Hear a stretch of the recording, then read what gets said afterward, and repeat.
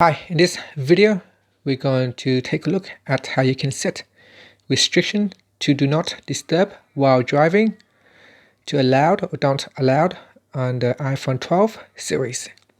Now first, let's go back to your home screen by swiping up at the bottom of the screen. Then tap on Settings. In Settings, go down and tap on Screen Time. Then go down and tap on Content and Privacy Restrictions. Next, we go down and tap on Do Not Disturb while driving.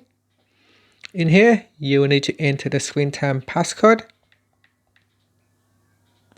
Next, you can choose either Allow or Don't Allow.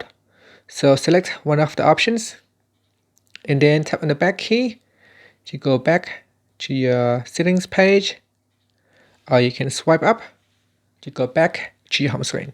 And that's it. Thank you for watching this video. Please subscribe to my channel for more videos.